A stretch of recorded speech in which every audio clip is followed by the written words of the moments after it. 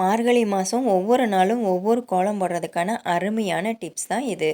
ஒரு முறை இது மாதிரி மாவு ப்ரிப்பேர் பண்ணி வச்சுக்கிட்டிங்கன்னா மாதம் பூராவும் அழகழகான கோலங்கள் போடலாம். இந்த மார்கழி மாதத்தில் தினம் கோலம் போடுறது விசேஷங்க. அதுலேயும் இந்த மாவை கரைச்சி கோலம் போடுங்க, தெய்வீக மனம் வீசும். மார்கழி மாதம்னாவே கோலம் போட்டு அது மேலே பிள்ளையார் பிடிச்சி வச்சு பூசணி பூ வைக்கணும்னு முன்னோர்கள் சொல்லி கொடுத்துருக்காங்க. இந்த பச்சரிசி மாவில் கோலம் போடும்போது கோலம் நல்லா பிரைட்டாக இருக்குங்க. பார்க்குறதுக்கே பளிச்சுன்னு இருக்கும். எறும்பு வந்து சாப்பிட்றது தான் இதில் ஸ்பெஷலே. இந்த பச்சரிசி மாவை எப்படி ப்ரிப்பேர் பண்ணலாம்னு பார்க்கலாம். ஒரு கப் அளவுக்கு பச்சரிசி எடுத்து 6 மணி நேரம் ஊற வச்சுக்கோங்க. ஊற வச்ச பச்சரிசி மாவை கொஞ்சமாக தண்ணி சேர்த்து நல்லா நைஸாக அரைச்சி எடுத்துக்கோங்க. அரைச்ச மாவை வெள்ளை துணியில் ஊற்றி ஃபில்டர் பண்ணிக்கோங்க. தண்ணி வடிஞ்சதுக்கப்புறம் சின்ன சின்ன வில்லைகளாக ஒரு வெள்ளை துணியில் தட்டி விடுங்க.